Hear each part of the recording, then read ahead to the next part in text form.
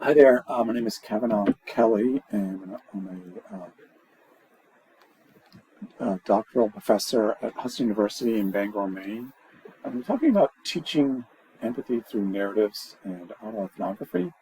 I'm going to talk in particular about a study that we did that we've kind of repeated two other times on the idea of teaching empathy to healthcare students through the reading of narratives and the reading of autoethnographies.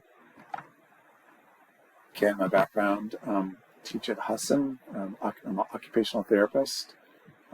Here, a researcher. Here's my email if you want to have some questions or talk to me about any of the stuff I'm going to get into today. So I think the first challenge with this when you're trying to think about measuring empathy and teaching empathy is defining it.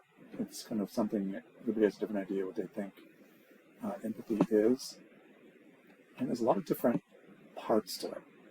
It's all these different parts together in my mind.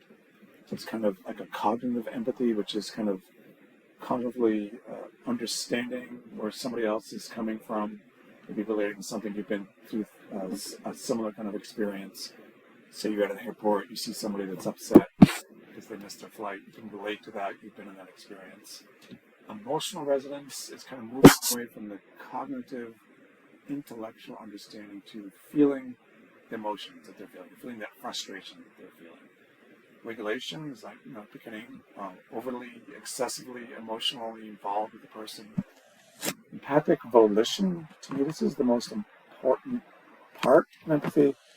It's very much an active process. It's like empathy is more a verb than a noun. It's something you have to do.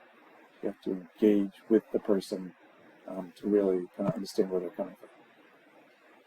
Okay, so it's going to put it all together as an active process, all these different parts of empathy.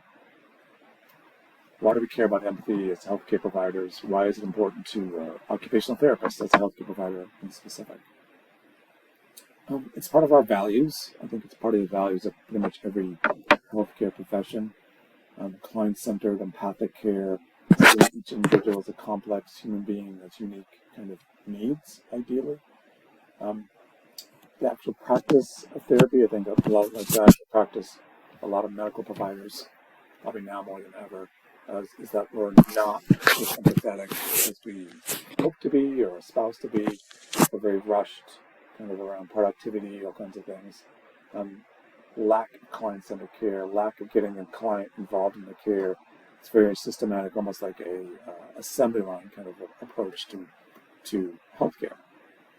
Kind of lost the values of our profession in a sense. I think a lot of professions, and healthcare professions, going through something similar.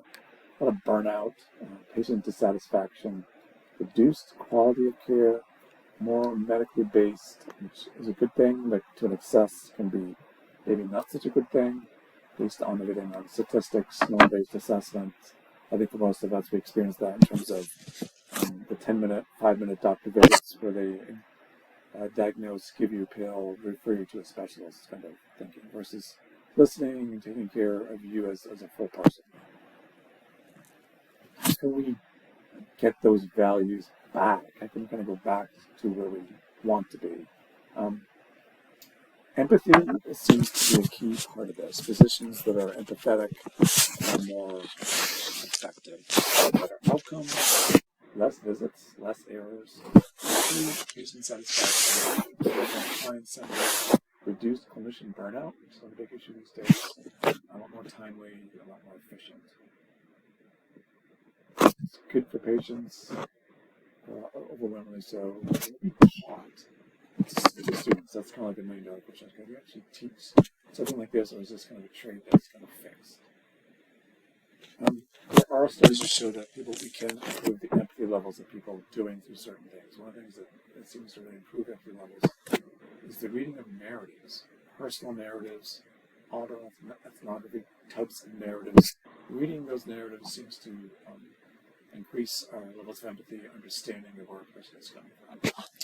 There's a demonstrated connection between reading lower narratives and empathy levels, between teaching of medical humanities through reading of these kinds of narratives and empathy levels.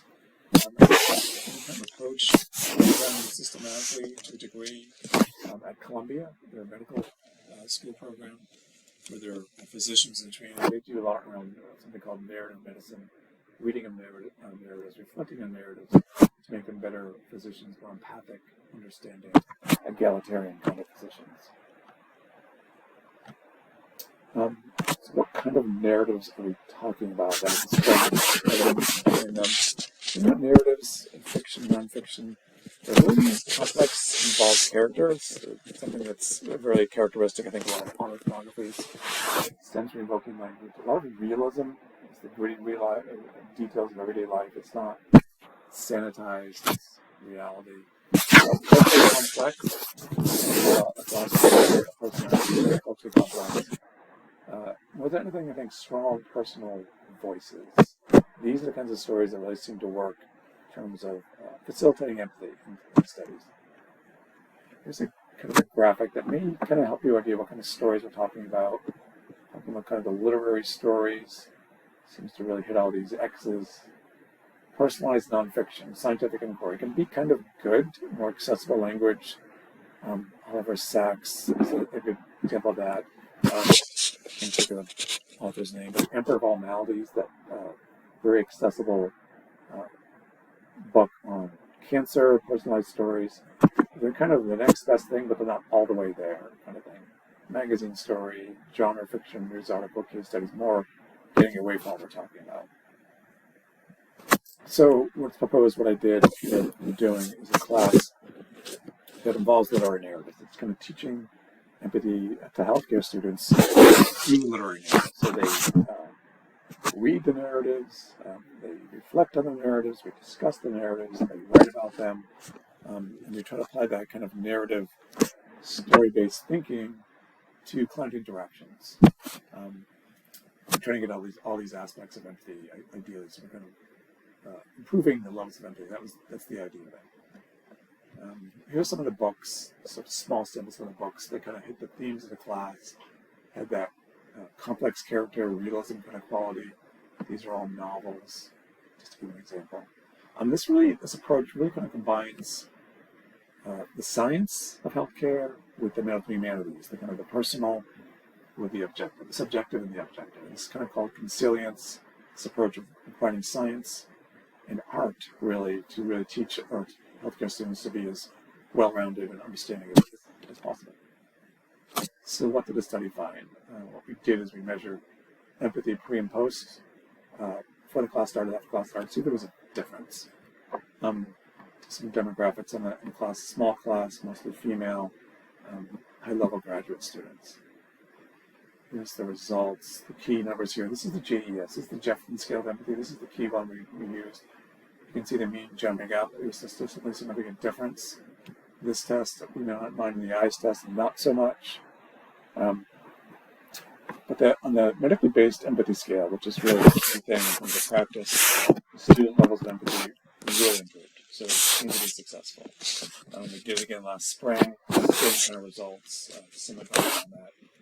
This Jefferson Scale of Empathy, it's really empathy-related healthcare outcomes. A lot of the big studies they've done on physicians, and the roles of physicians with the outcomes, the health outcomes of the patients. They've used this Jefferson Scale, so it seems to have really good relevance in terms of the actual practice of healthcare. Limitations, very limited study, initial study, like I said, we're kind of reduplicating and get more significance behind it. There's no control group, very small sample size. We're working on an ongoing study, trying to develop kind of a curriculum to facilitate empathy. A lot of implications, I think, a wide range of implications, definitely for healthcare education, occupational therapy education, education in general, really, teaching empathy in general, really. The power of these narratives, the power of these autobiographies to voice people that have been voiceless in terms of in a lot of cases, can be very powerful in terms of its effects on the reader. Okay, again, the contact information and all the sources. So there we go.